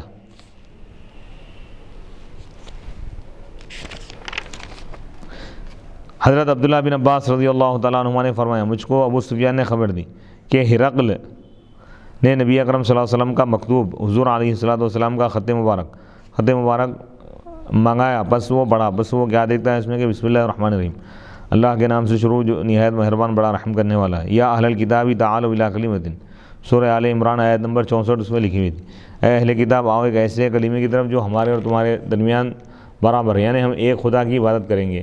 یہ امام بخاری کی 5ویں تعلیق ہے اور صحیح البخاری حدیث ارشاد کی طویل حدیث کا ایک قطعہ ہے۔ امام بخاری کی اس حدیث سے استدلال کی نوعیت یہ ہے کہ رسول اللہ صلی اللہ علیہ وسلم نے یہ مکتوب جس میں قرآن مجید کی دعا آیتیں لکھی ہوئی تھی ہرقل اور رومیوں کی طرف بھیجا، اور وہ کافر تھے، وہ یعنی ہرقل اور رومی لوگ کافر تھے، اور کافر جنوبی ہوتا ہے، ناپاک ہوتا ہے، اور انہوں نے اس مکتوب کو چھوا اور پڑھا۔ اس سے معلوم ہوا کہ جنوبی کا قرآن مجید کو چھونا اور پڑھنا جائز ہے۔ علامہ ابن حجر عسقلانی رحمۃ اللہ علیہ نے فرمایا اس کا جواب یہ ہے کہ اس مکتوب میں ان دو آیتوں کے علاوہ بھی اور لکھا ہوا تھا کہ یہ مکتوب محمد بن عبداللہ اور اللہ کے رسول کی طرف سے عظیم بصرہ کے نام ہے، اور ہرقل عظیم روم کی طرف جو ہدایت کی پیروی کرے اس پر سلام ہو، بے شک میں تم کو اسلام کی دعوت دیتا ہوں، تم اسلام قبول کرو سلامت رہو گے، اسلم تسلم یؤتیک اللہ اجرک مرتین، اللہ تم کو اس کے 2 اجر عطا فرمائے گا۔ پھر اگر تم نے اعراض کیا تو تمہارے متبعین کے اسلام نہ لانے کا گناہ بھی تم ہی پر ہوگا۔ الحدیث، خلاصہ یہ بس یہ مکتوب ایسا ہے جس سے فقہ کی کتاب یا تفسیر میں قرآن مجید کی آیت لکھی ہوئی ہو، اور فقہ کی کتاب یا تفسیر کی کتاب کو بے وضو ہاتھ لگانا اور پڑھنا جمہور کے نزدیک جائز ہے، کیونکہ ان سے قرآن مجید کی تلاوت کا قصد نہیں کیا جاتا۔ اور امام احمد نے اور بہت سے فقہائے شافعیہ نے یہ وضاحت کی ہے کہ تبلیغ کی مصلحت سے کفار کو اس قسم کے مکاتیب خطوط لکھنا جائز ہے۔ اور ثوری نے کہا ہے کسی نصرانی آدمی کو قرآن مجید کی اس امید پر تعلیم دینا جائز ہے کہ شاید وہ اسلام لائے۔ اور امام احمد نے کہا میں اس کو مکروہ جانتا ہوں کہ قرآن مجید کو اس کی لائق جگہ نہ رکھا جائے، اور اس کا یہ قول بھی ہے، اور ان کا یہ قول بھی ہے کہ اگر اس سے ہدایت کی توقع ہو تو پھر جائز ہے ورنہ نہیں۔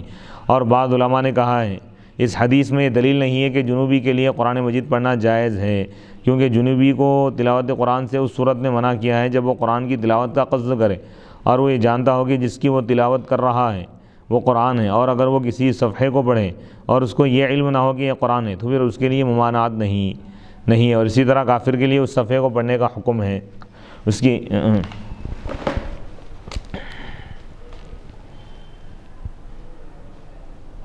وقال عطاء عن جابر حاضت عائشة فنسكت المناسك كلها غير الطواف بالبيت ولا تصلي۔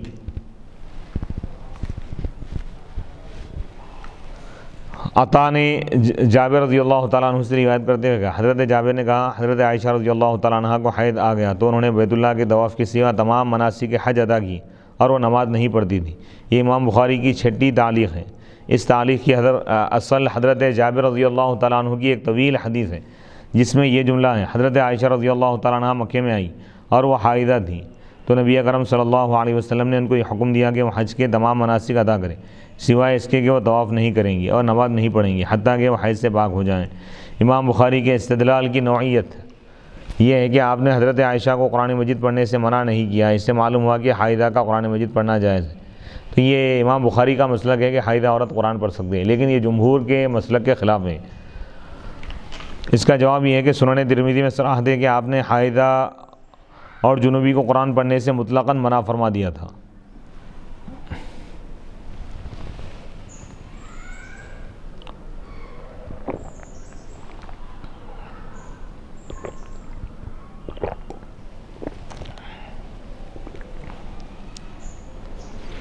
وقال الحكم إني لأذبح وأنا جنوب وقال الله تعالى ولا تأكلوا مما لم يذكر اسم الله عليه. اور حکم نے کہا بے شک میں حالت جنابت میں بھی ذبح کرتا ہوں، اور اللہ تعالیٰ نے فرمایا جس جانور پر اللہ کا نام نہ لیا گیا ہو تم اس کو مت کھاؤ. یہ امام بخاری رحمۃ اللہ علیہ کی 7ویں تعلیق ہے.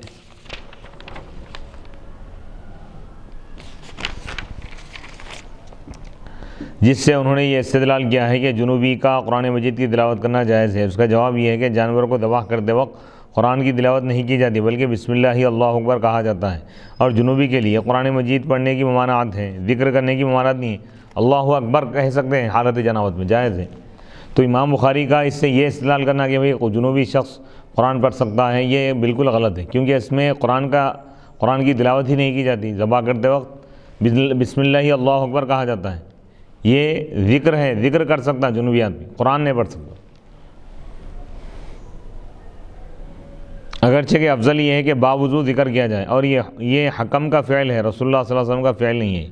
جمہور فقہا کے نزدیک جنوبی اور حائضہ کے قرآن پڑھنے کی ممانعت اور ان کی مستدل احادیث کی سند کی تحقیق، یعنی جمہور فقہا کے نزدیک جنوبی اور حائضہ عورت کے لیے، جنوبی شخص اور حائضہ عورت کے لیے قرآن مجید پڑھنا جائز نہیں ہے. وہ دلائل ہم پیش کر رہے ہیں. علامہ ابو الحسن علی بن خلف ابن بطال مالکی فرماتے ہیں امام مالک کے اس مسئلے میں 2 قول ہے، اور امام ابو حنیفہ، امام شافعی اور امام احمد بن حنبل اور ابو ثور نے حائضہ عورت کو قرآن مجید پڑھنے سے منع کیا ہے. اور اسی کے مثل حضرت جابر بن عبداللہ، عطاء، ابو العالیہ، سعید بن جبیر اور زہری سے مروی ہے. جمہور ائمہ اور فقہا کی دلیل یہ حدیث ہے. حضرت عبداللہ بن سلمہ رضی اللہ تعالیٰ عنہ بیان کرتے ہیں کہ حضرت علی رضی اللہ تعالیٰ عنہ بیت الخلاء سے آ کر منہ دھونے کے بعد قرآن مجید پڑھنے لگے تو حضرت علی نے بیان کیا کہ بے شک رسول اللہ صلی اللہ علیہ وسلم بیت الخلاء سے آنے کے بعد ہمیں قرآن مجید پڑھاتے اور ہمارے ساتھ گوشت کھاتے، اور جنابت کے سوا آپ کو قرآن مجید پڑھنے سے کوئی چیز مانع نہیں تھی، روکنے والی نہیں تھی. یعنی صرف حالت جنابت میں آپ قرآن نہیں پڑھتے تھے، باقی کے تمام احوال میں قرآن پڑھتے تھے. اس سے معلوم یہ ہوا کہ حالت جنابت میں جنوبی شخص کا قرآن مجید پڑھنا جائز نہیں ہے. جنوبی اور حائضہ عورت کے لیے قرآن مجید کا پڑھنا جائز نہیں ہے. شعیب الارناؤت اس حدیث کی سند کے متعلق لکھتے ہیں اس حدیث کی سند حسن ہے. امام حبان العجلی اور یعقوب بن شیبہ نے اس حدیث کی توثیق کی ہے، معتبر قرار دیا. امام ابن عدی نے الکامل میں کہا ہے کہ یہ حدیث حضرت علی، حضرت حذیفہ اور ان کے غیر سے مروی، اور مجھے امید ہے کہ اس میں کوئی حرج نہیں ہے. امام ابن حبان نے، امام ابن خزیمہ اور حاکم نے اس حدیث کو صحیح قرار دیا ہے، اور ذہبی نے ان کی موافقت کی ہے.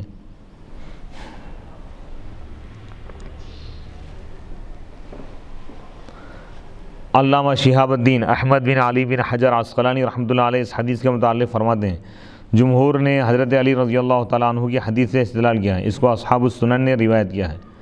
امام ترمذی اور امام ابن حبان نے اس حدیث کو صحیح قرار دیا ہے. بعض نے اس کے بعد راویوں کو ضعیف کہا ہے، اور حق یہ ہے کہ حدیث حسن ہے اور استدلال کی صلاحیت رکھتی ہے. اس حدیث کو روایت کرنے کے بعد امام ابو داؤد نے اس پر سکوت اختیار کیا ہے، اور امام ابو داؤد نے اپنے مکتوب میں لکھا ہے میں جس حدیث پر کوئی حکم نہ لگاؤں وہ میرے نزدیک عمل کرنے کے قابل ہے، عمل کیے جانے کے لائق. ہم نے اس مسئلے میں اس قدر تحقیق اس لیے کی ہے کہ امام بخاری نے اپنے زعم میں یہ ثابت کیا ہے کہ نبی اکرم صلی اللہ علیہ وسلم حالت جنابت میں قرآن پڑھتے تھے، حالانکہ یہ بات واقعے کے خلاف ہے اور نبی اکرم صلی اللہ علیہ وسلم کا دامن اس سے پاک ہے. سو میری یہ محنت ہے کہ رسول اللہ صلی اللہ علیہ وسلم کی اس سے براءت ثابت کرنے کے لیے ہے. یعنی نبی پاک علیہ السلام حالت جنابت تو حالت جنابت ہے، بے وضو بھی آپ اللہ کا ذکر نہیں کرتے تھے. بے وضو اگر ہوتے تو آپ زبان سے نہیں بلکہ دل سے اللہ کا ذکر فرماتے. نبی پاک علیہ السلام کے متعلق ہمارا یہ عقیدہ ہے کہ حضور پاک علیہ السلام 24 گھنٹے اللہ کا ذکر فرماتے تھے. اس سے یہ لازم نہیں آتا کہ ہمیشہ زبان سے ہی ذکر کریں، اور ذکر کے لیے آپ علیہ السلام ادب کو آپ زیادہ ترجیح دیتے تھے. جیسے ایک حدیث پاک ہے، نبی پاک علیہ السلام قضائے حاجت سے فارغ ہو رہے تھے، ایک شخص گزرا، آپ کو سلام کیا، آپ ضرورت سے فارغ ہونے کے بعد تیمم فرمائے، اس کے بعد آپ اس کے سلام کا جواب دیں۔ آپ سے پوچھا گیا کہ بھئی آپ اس طرح کیوں کیے، تو آپ نے فرمایا سلام اللہ کا نام ہے، بغیر وضو کے اللہ کا نام لینا میں گوارا نہیں کیا۔ تو اس سے معلوم یہ ہوا کہ امام بخاری رحمۃ اللہ علیہ یہ جو سمجھ رہے ہیں کہ حضور پاک علیہ الصلوۃ والسلام حالت جنابت میں قرآن کی تلاوت کرتے تھے، یہ ان کا استدلال غلط ہے، کسی بھی حدیث سے یہ ثابت نہیں۔ مولا کائنات حضرت علی رضی اللہ تعالیٰ عنہ فرماتے ہیں کہ حضور پاک علیہ الصلوۃ والسلام کو قرآن مجید کی تلاوت سے کوئی چیز نہیں روکتی تھی، کوئی حالت نہیں روکتی تھی سوائے حالت جنابت کی۔ حالت جنابت میں آپ قرآن کی تلاوت نہیں کرتے تھے، اس کے علاوہ تمام احوال میں آپ قرآن مجید کی تلاوت کرتے تھے۔ تو جمہور کا مسلک بھی یہی ہے، اور احادیث مبارکہ بھی سے بھی یہی ثابت ہے کہ جنابت کی حالت میں قرآن کی تلاوت کرنا جائز نہیں ہے، اور اسی طرح حیض کی حالت میں بھی حائضہ عورتوں کے لیے قرآن کی تلاوت کرنا جائز نہیں ہے۔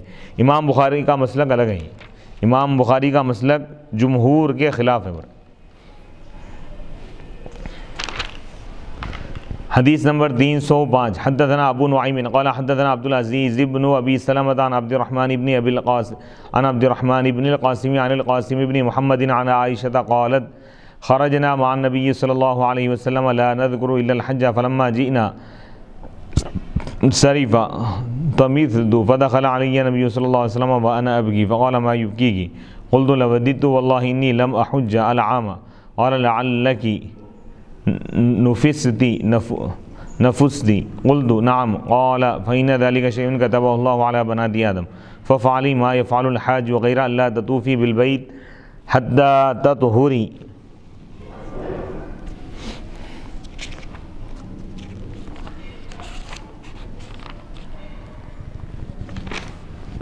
امام بخاری رحمۃ اللہ علیہ فرماتے ہیں کہ ہم کو ابو نعیم نے یہ حدیث بیان کی، انہوں نے کہا ہم کو عبدالعزیز بن ابی سلمہ نے یہ حدیث بیان کی عبد الرحمن بن قاسم سے، وہ قاسم بن محمد سے روایت کرتے ہیں، وہ قاسم بن محمد حضرت عائشہ رضی اللہ تعالیٰ عنہ سے روایت کرتے ہیں۔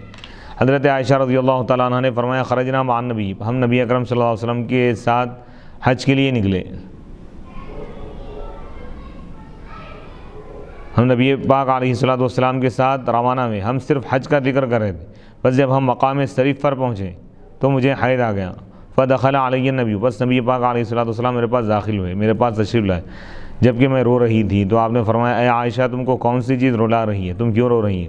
تو میں نے کہا لبدت، میں نے کہا میں حج کرنا چاہتی تھی، اللہ کی قسم میں اس سال حج نہیں کروں گی، نہیں کر سکوں گی۔ تو اللہ کے رسول علیہ الصلوۃ والسلام نے فرمایا شاید کہ تم کو حیض آ گیا ہے۔ میں نے کہا جی ہاں۔ تو آپ نے فرمایا یہ وہ چیز ہے جس کو اللہ نے آدم علیہ السلام کی بیٹیوں پر لکھ دیا ہے، بس تم وہ سب کرو جو حج کرنے والے کرتے ہیں، سوائے اس کے کہ تم بیت اللہ کا طواف نہ کرو، تو یہاں تک کہ تم حیض سے پاک ہو جاؤ۔ تو حالت حیض میں حائضہ عورت حج کے تمام مناسک ادا کر سکتی ہے سوائے کعبۃ اللہ کے طواف۔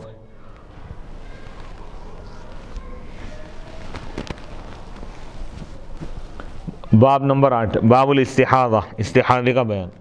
اس باب میں استحاضے کا حکم بیان کیا گیا ہے، جو خون عورت کے رگ سے نکلے اور فرج سے اس کے مخصوص وقت کے بغیر باہر آئے اس کو استحاضہ کہتے ہیں۔ اور باب سابق سے اس کی مناسبت یہ ہے کہ حیض اور استحاضہ دونوں عورتوں کے احکام میں سے ہیں۔ استحاضہ کیا ہے؟ یعنی اگر 3 دن سے کم اگر آ جائیں تو استحاضے میں شمار ہے، اور 10 دن سے زیادہ جو خون نکلے، جو خون یعنی آئے وہ بھی استحاضے میں شمار ہوگا۔ تو استحاضے کے احکام الگ ہے، استحاضے کی حالت میں نماز معاف نہیں ہوگی، وضو کر کے وہ نماز پڑھے گی۔ حدیث نمبر 306 حدثنا عبداللہ بن یوسف قال اخبرنا مالک عن ہشام بن عروہ عن ابیہ عن عائشہ انہا قالت فاطمہ بنت ابی حبیش لرسول اللہ صلی اللہ علیہ وسلم یا رسول اللہ انی لا اطہر افادع الصلاة فقال رسول اللہ صلی اللہ علیہ وسلم انما ذلك عرق وليس بالحیضة فاذا اقبلت الحیضة فادرکی الصلاة فاذا ذهب قدرها فاغسلی عنک الدم وصلی امام بخاری رحمۃ اللہ علیہ نے فرمایا کہ ہم کو عبداللہ بن یوسف نے حدیث بیان کی، انہوں نے کہا ہم کو مالک نے خبر دی ہشام بن عروہ سے، وہ اپنے والد سے روایت کرتے ہیں، یعنی عروہ سے روایت کرتے ہیں۔ عروہ حضرت عائشہ رضی اللہ تعالیٰ عنہ سے روایت کرتے ہیں، حضرت عائشہ رضی اللہ تعالیٰ عنہ نے کہا کہ فاطمہ بنت ابی حبیش نے اللہ کے رسول علیہ السلام سے کہا کہ یا رسول اللہ بے شک میں پاک نہیں رہتی، پاک نہیں ہوتی، افادع الصلاۃ، کیا میں نماز چھوڑ سکتی ہوں؟ تو اللہ کے رسول علیہ السلام نے فرمایا انما ذلک عرق، وہ ایک رگ ہے، رگ کی خرابی کی وجہ سے یا رگ میں کوئی فالٹ ہونے کی وجہ سے خون بہتا ہے، وہ حیض کا خون نہیں ہے۔ بس جب حیض آ جائے تو حیض کے دنوں میں تم نماز کو چھوڑ دو، بس جب حیض کے دن اس کی مقدار حیض کے جتنے دن ہیں، یعنی مہینے میں تم کو جتنے دن حیض آتا ہے اتنے دن تم نماز مت پڑھو، اس کے بعد بھی اگر خون آ رہا ہو تو اس کے بعد نماز پڑھنا شروع کرو، بس تم خون کو دھو لو اور نماز پڑھو۔ باب غسلی دم المحیض، حیض کے خون کو دھونے کا بیان ہے۔ حدیث نمبر 307 حدثنا عبداللہ بن یوسف قال اخبرنا مالک عن ہشام عن فاطمة بنت المنذر عن اسماء بنت ابی بکر انها قالت سألت امرأة رسول اللہ صلی اللہ علیہ وسلم فقالت یا رسول اللہ ارأیت احدانا اذا اصاب ثوبها الدم من الحیضة کیف تصنع؟ فقال رسول اللہ صلی اللہ علیہ وسلم اذا اصاب ثوب احداکن الدم من الحیضة فلتقرصه ثم لتنزعه بماء ثم لتصلی فیہ۔ امام بخاری رحمۃ اللہ علیہ فرماتے ہیں کہ ہم کو عبداللہ بن یوسف نے یہ حدیث بیان کی، قال عبداللہ بن یوسف نے کہا کہ ہم کو مالک نے خبر دی ہشام سے، ہشام فاطمہ بنت منذر سے روایت کرتے ہیں، فاطمہ بنت منذر روایت فرماتی ہیں حضرت اسماء بنت ابی بکر سے رضی اللہ تعالیٰ عنہ۔ اسماء بنت ابی بکر صدیق رضی اللہ تعالیٰ عنہ نے کہا کہ ایک عورت نے اللہ کے رسول علیہ السلام سے پوچھا، اس نے کہا کہ یا رسول اللہ کیا ہم میں سے کسی خاتون کو کے کپڑے کو جب خون لگ جائے حیض کا تو وہ کیا کرے؟ تو اللہ کے رسول علیہ السلام نے ارشاد فرمایا جب تم میں سے کسی عورت کے کپڑوں کو حیض کا خون لگ جائے تو چاہیے کہ وہ اس کو کھروچے، پھر وہ اس کی اچھی طرح پانی سے دھوئے، پانی چھڑکے دھو دے، پھر اس میں نماز پڑھے۔ یعنی کپڑے پہ جس جگہ پہ خون کا دھبا لگ جائے تو اس کی وجہ سے پورا کپڑا ناپاک نہیں ہوگا، جس جگہ دھبا لگ گیا اس کو دھو کے پاک صاف ہونے کے بعد پھر وہ کپڑا استعمال کیا جا سکتا ہے، یا استحاضے کی حالت میں اگر ایسا ہو تو اس کو دھو کے اس میں نماز پڑھی جا سکتی ہے۔ حدیث نمبر 308 حدثنا اسبغ قال اخبرني ابن وهب قال اخبرني عمرو بن الحارث عن عبد الرحمن بن القاسم حدثه عن أبيه عن عائشة قالت كانت إحدانا تحيض ثم تقترس الدم من ثوبها عند طهرها فتغسله وتنضح على سائره ثم تصلي فيه۔ امام بخاری رحمۃ اللہ علیہ فرماتے ہیں کہ ہم کو اسبغ نے یہ حدیث بیان کی، انہوں نے کہا مجھ کو ابن وہب نے خبر دی، انہوں نے کہا مجھ کو عمرو بن حارث نے خبر دی عبد الرحمن بن قاسم سے، حدثہ عبد الرحمن بن قاسم نے ان کو حدیث بیان کی ان کے والد سے، یعنی قاسم سے حدیث بیان کی۔ قاسم نے حضرت عائشہ رضی اللہ تعالیٰ عنہ سے روایت کی، حضرت عائشہ رضی اللہ تعالیٰ عنہ فرماتی ہیں ہم میں سے کسی ایک کو حیض آتا، پھر وہ اس کو پاک کرنے کے وقت اس کے خون کو کھروچ دی، پھر وہ اس کو دھو دی، پھر سارے کپڑے کو دھو دی، پھر وہ اس میں نماز پڑھ دی۔ یعنی کپڑوں پر اگر خون کے دھبے وغیرہ لگے ہوئے تو اس کو دھو کر اس کو پاک صاف کر کے پھر اس کو پہن کر نماز پڑھ سکتے ہیں، جائز نہیں۔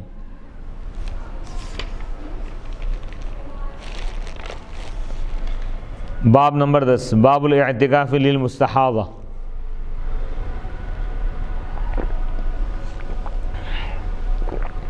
مستحاضہ کے اعتکاف کا بیان، یعنی کوئی عورت اگر استحاضے کی حالت میں ہو، یعنی مستحاضہ عورت، استحاضہ والی عورت اعتکاف کر سکتی ہے یا نہیں، اس مسئلے کو بیان کر رہے ہیں۔ اس باب میں مستحاضہ کے اعتکاف کا حکم بیان کیا گیا ہے، اور اس کا حکم یہ ہے کہ جائز ہے۔ اعتکاف کا لغت میں معنی ہے ٹھہرنا، قیام کرنا، اور شرع میں اس کی معنی ہے مسجد میں روزے کے ساتھ اعتکاف کی نیت سے رکنا، قیام کرنے کا نام اعتکاف ہے، عبادت کی نیت سے۔ باب سابق میں طہارت کے لیے حیض کے خون کو دھونے کا ذکر تھا، اور اس باب میں مستحاضہ کے اعتکاف کا ذکر ہے، اور اس میں مناسبت یہ ہے کہ یہ دونوں کام عبادت ہے۔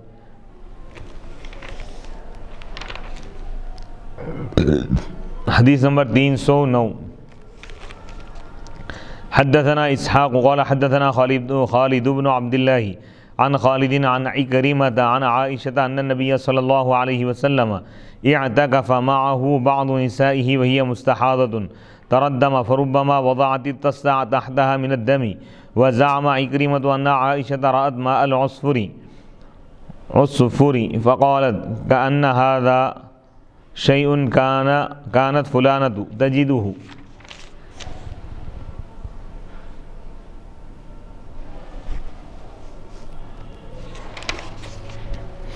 امام بخاری رحمۃ اللہ علیہ فرماتے ہیں کہ ہم کو اسحاق نے یہ حدیث بیان کی. انہوں نے کہا ہم کو خالد بن عبداللہ نے یہ حدیث بیان کی. وہ خالد سے روایت کرتے ہیں, خالد عکرمہ سے روایت کرتے ہیں. عکرمہ حضرت عائشہ رضی اللہ تعالیٰ عنہ سے روایت کرتے ہیں. ام المؤمنین حضرت عائشہ رضی اللہ تعالیٰ عنہ نے فرمایا کہ نبی اکرم صلی اللہ علیہ وسلم کے ساتھ آپ کی ازواج میں سے کوئی اعتکاف میں بیٹھ گئی اور وہ مستحاضہ تھی, خون کو دیکھتی تھی. بس بعض اوقات وہ خون کی وجہ سے اپنے نیچے تھال کو رکھ لیتی تاکہ خون مسجد میں نہ گرے. اور عکرمہ نے کہا حضرت عائشہ نے زرد رنگ کا پانی دیکھا تو انہوں نے کہا گویا یہ وہی چیز ہے جو فلاں زوجہ دیکھتی تھی. اعتکاف میں بیٹھنے والی آپ کی زوجہ کی تعین اور مستحاضہ کے اعتکاف میں بیٹھنے کا جواز, یعنی اعتکاف میں کون سے امہات یعنی حضور علیہ السلام کی ازواج میں سے کون سے زوجہ مطہرہ نے اعتکاف کا اہتمام کیا تھا. اور پھر یہ مسئلہ بتا رہے ہیں کہ حالت استحاضہ کی حالت میں عورت اعتکاف کر سکتی ہے یا نہیں کر سکتی ہے, جائز ہے.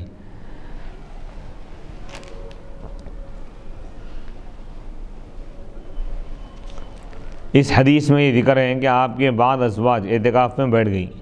اس سے مراد کون سی ازواج ہیں؟ اس میں 3 اقوال ہیں. حضرت سودا بنت زمعہ ایک قول یہ ہے, دوسرا قول ہے کہ حضرت رملہ ام حبیبہ بنت ابی سفیان یہ اعتکاف میں تھی, اور تیسرا قول ہے کہ حضرت زینب بنت جحش رضی اللہ تعالی عنہا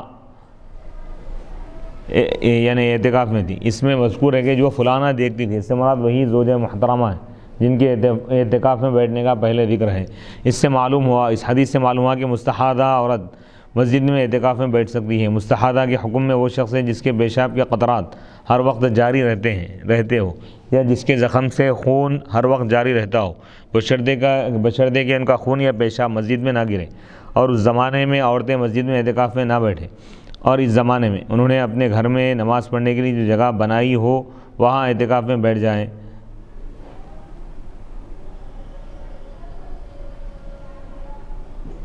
بعض اوقات ڈاکٹرز آپریشن کے بعد مریض کے ساتھ پلاسٹک کی تھیلی لگا دیتے ہیں جس میں اس کا پیشاب جمع ہوتا رہتا ہے.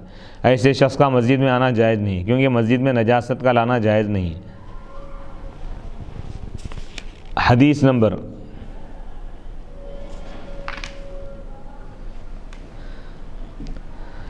حدیث نمبر 310. حدثنا قتيبة قال حدثنا يزيد بن زريع عن خالد عن عكرمة عن عائشة قالت اعتكفت مع رسول الله صلى الله عليه وسلم امرأة من ازواجه فكانت ترى الدم والصفرة فالتست تحتها وهي تصلي. امام بخاری رحمۃ اللہ علیہ فرماتے ہیں کہ ہم کو قتیبہ نے یہ حدیث بیان کی. انہوں نے کہا ہم کو یزید بن زریع نے یہ حدیث بیان کی خالد سے. خالد عکرمہ سے روایت کرتے ہیں. عکرمہ حضرت عائشہ رضی اللہ تعالیٰ عنہ سے روایت کرتے ہیں. ام المؤمنین حضرت عائشہ رضی اللہ تعالیٰ عنہ بیان فرماتی ہیں کہ رسول اللہ صلی اللہ علیہ وسلم کے ساتھ آپ کی ازواج میں سے ایک خاتون اعتکاف میں بیٹھی. بس وہ خون کو اور زرد رنگ پیلے رنگ کو دیکھتی تھی, اور ان کے نیچے تھال تھا, اور وہ نماز پڑھتی تھی. حدیث نمبر 311. حدثنا مسدد قال حدثنا معتمر عن خالد عن عكرمة عن عائشة أن بعض أمهات المؤمنين اعتكفت وهي مستحاضة. امام بخاری رحمۃ اللہ علیہ فرماتے ہیں کہ ہم کو مسدد نے یہ حدیث بیان کی. قال انہوں نے کہا حدثنا معتمر نے ہم کو یہ حدیث بیان کی. معتمر نے ہم کو یہ حدیث بیان کی. عن عکرمہ, وہ عکرمہ سے روایت کرتے ہیں, وہ حضرت عائشہ رضی اللہ تعالیٰ عنہ سے روایت کرتے ہیں کہ بعض امہات المؤمنین میں سے کوئی اعتکاف میں بیٹھی اور وہ مستحاضہ تھی, یعنی استحاضے کی حالت میں عورت یعنی اعتکاف میں بیٹھ سکتی ہے, جائز ہے.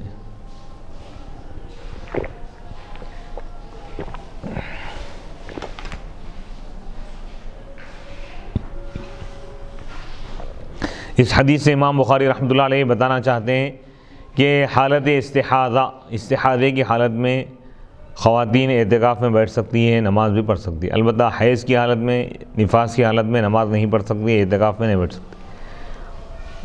استحاضے کا حکم الگ ہے، حیض و نفاس کا حکم الگ ہے۔ تو امام بخاری رحمۃ اللہ علیہ یہ حدیث لا کر یہ بتانا چاہتے ہیں کہ حالت استحاضہ میں عورت کے لیے اعتکاف میں بیٹھنا جائز ہے، لیکن آج کے زمانے میں خواتین مسجدوں میں اعتکاف میں نہیں بیٹھیں گے، بلکہ اپنے گھروں میں جو جگہ نماز کے لیے متعین کی جاتی ہے، خواتین متعین کر لیتے ہیں، اس جگہ پر وہ اعتکاف میں بیٹھ سکتی ہیں۔ البتہ مسجدوں میں جا کے نمازیں پڑھنا ان کے لیے فقہاء کرام نے اس کو ممنوع قرار دیا ہے۔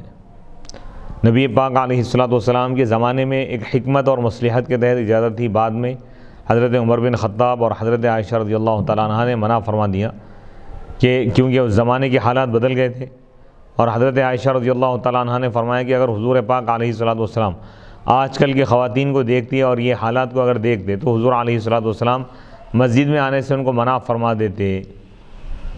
تو اس سے معلوم یہ ہوا کہ خواتین کا مسجدوں میں جانا اور وہاں پر مسجد میں نماز پڑھنا ان کے لیے مناسب نہیں ہے، جائز نہیں ہے، گھروں میں نماز پڑھیں، اور بلا ضرورت شرعیہ گھر سے باہر نکلنا بھی ان کے لیے مناسب نہیں ہے، کیونکہ قرآن مجید میں اللہ تعالیٰ نے ارشاد فرمایا وَقَرْنَ فِي بُيُوتِكُنَّ، تم اپنے گھروں میں رہو۔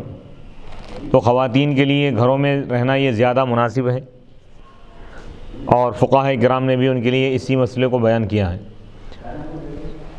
یہاں تک مختلف مسائل اور احکام بیان کر دیے گئے، حیض کے احکام مکمل ہو گئے، اور استحاضے کے احکام بھی کچھ بیان کر دیے گئے کہ حالت استحاضہ میں نماز معاف نہیں ہوں گی، نماز پڑھنا ہوگا، اور اسی طرح حالت استحاضہ میں عورت اعتکاف میں بیٹھ سکتی ہے، اس میں کوئی حرج نہیں ہے، کوئی رکاوٹ نہیں ہے، کیونکہ امہات المؤمنین کے عمل سے یہ چیز ثابت ہے۔ حضور علیہ الصلوۃ کہ امہات المؤمنین نے اعتکاف کا اہتمام فرمایا، اور نبی پاک علیہ الصلوۃ نے منع نہیں فرمایا۔ تو اس میں یہ مسئلہ بتایا گیا ہے کہ حالت استحاضہ میں، استحاضے کی حالت میں اعتکاف میں بیٹھنا جائز ہے خواتین کے لیے۔ اب یہاں تک تقریباً 10 ابواب مکمل ہو گئے، انشاءاللہ 11ویں باب سے انشاءاللہ ہم اگلی نشست میں اس کا آغاز کریں گے۔ باب نمبر 10 پر آج کا ہمارا یہ درس مکمل ہو گیا۔ باب نمبر 11 سے انشاءاللہ ہم اگلی نشست میں اس کا آغاز کریں گے۔ وصلی اللہ تعالی علی خیر خلقہ سیدنا محمد وعلی آلہ واصحابہ اجمعین والحمد للہ رب العالمین۔